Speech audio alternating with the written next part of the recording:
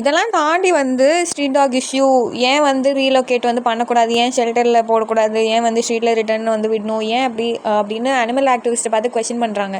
ஏன் அப்படின்னா இந்த நிறைய கேசஸ், நிறைய டெத் ரேட்ஸ்லாம் இன்க்ரீஸ் ஆகிறதுனால இதெல்லாம் உங்களுக்கு தெரியலையா அந்த மாதிரி சொல்லி கேட்குறாங்க. ஸோ இதில் வந்து நான் எந்த இதுவும் சொல்லலை. ஆக்சுவலாக ஓகே, டெத் ஆகுறாங்க அண்ட் கேசஸ் இன்க்ரீஸ் ஆகுது, எல்லாமே புரியுது. பட் நான் வந்து என்ன மெயினாக ஃபோக்கஸ் பண்ணுறேன் அப்படின்னா, இது வந்து டாக்ஸ்னால நடக்குது அப்படிங்கிறத தாண்டி இது வந்து எல்லாரோட ரெஸ்பான்சிபிலிட்டி வந்து நம்ம ஒழுங்காக ஃபாலோ பண்ணாததுனால வந்த ஒரு மிஸ்டேக்காக, ஒரு ரேப்பிடான பாப்புலேஷன் இன்க்ரீஸ் ஆனதுக்கான ஒரு மிஸ்டேக்னாலையும் தான் இது நடந்திருக்குன்னு நான் சொல்வேன்.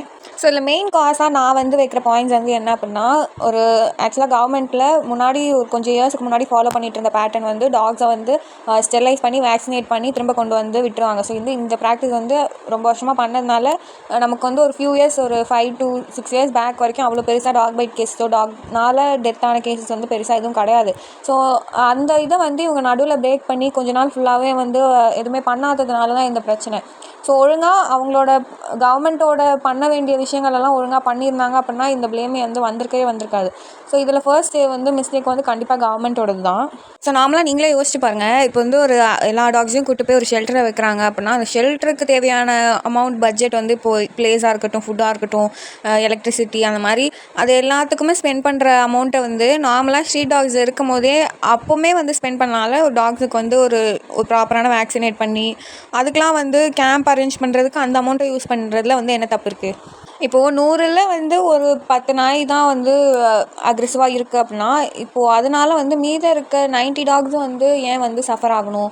மேபி ஒழுங்காக ப்ராப்பரான ஒரு மானிட்டரிங் பண்ணி அதுக்குன்னு வந்து ஒரு செட் ஆஃப் பீப்புள் அரேஞ்ச் பண்ணி இது மானிட்டர் பண்ணி அந்த மாதிரி வந்து கவர்மெண்ட் வந்து ப்ரொடெக்ஷன் வந்து நாட் ஒன்லி ஃபார் பீப்புள், எல்லா இந்த என்விரான்மெண்ட் ஃபுல்லத்துக்குமே வந்து கவர்மெண்ட் தான் ரெஸ்பான்சிபிள்னும் போது இந்த இஷ்யூக்கும் மேஜரான பார்ட் வந்து கவர்மெண்ட் இருக்குது. பட் கவர்மெண்ட் வந்து அதுக்கு ஒரு சொல்யூஷன் தரதா சொல்லிட்டு ஒரு ராங்கான டெசிஷன் வந்து அவங்க கொடுத்துருந்தாங்க. பட் இப்போ வந்து திரும்ப அதை வந்து ப்ராப்பராக மாற்றிருக்காங்க. அதாவது ரீலோகேட் பண்ணாமல் அந்தந்த ஹேபிட்டாட்லேயே வந்து திரும்ப கொண்டு வந்து விட்டுணுன்ற மாதிரி.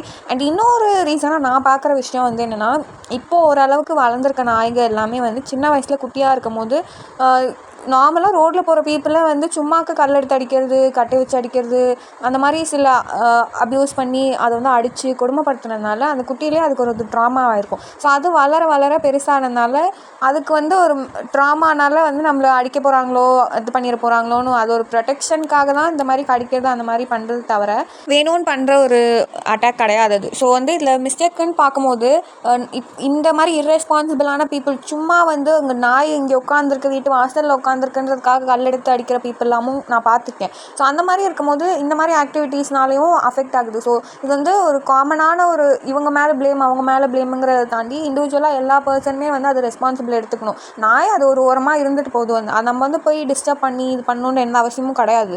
டாகுக்கு வந்து ஒரு 5 அறிவு தான் இருக்குது அப்படிங்கும்போது அதோட திங்கிங் அப்படி தான் இருக்குது. ஸோ நம்ம ஒரு 5 அறிவு இது மேலே நம்ம ப்ளேம் பண்ணுறத தாண்டி நம்ம வந்து ரொம்ப உங்களை சாப்பாடு போட்டு பார்த்துக்கணும், அடாப்ட் பண்ணிக்கணும் அப்படி இல்லை அப்படின்னாலும் நார்மலாக ஸ்ட்ரீட்டில் இருக்க டாக்ஸை வந்து டிஸ்டர்ப் பண்ணாமல் கண்டுக்காமல் இருந்தாலே அதுவே ஒரு பெரிய கான்ட்ரிபியூஷனாக தான் நான் பார்க்குறேன்.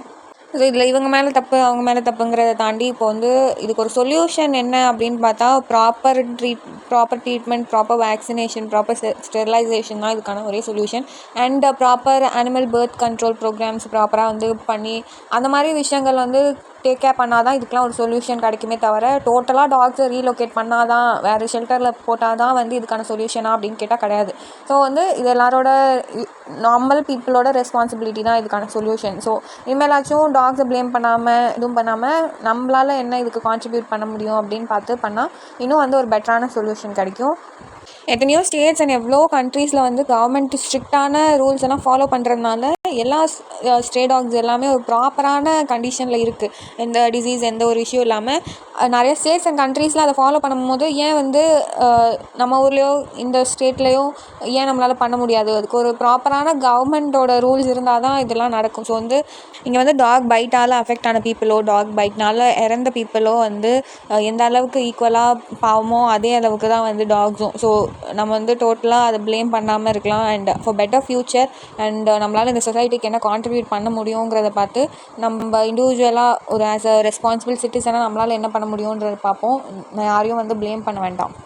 அண்ட் இதெல்லாம் தான் நான் சொல்ல வந்த பாயிண்ட்ஸ். அண்ட் இன்னும் நிறைய அப்டேட்ஸ்க்காக do like, share, comment and subscribe. Thanks for வாட்சிங்.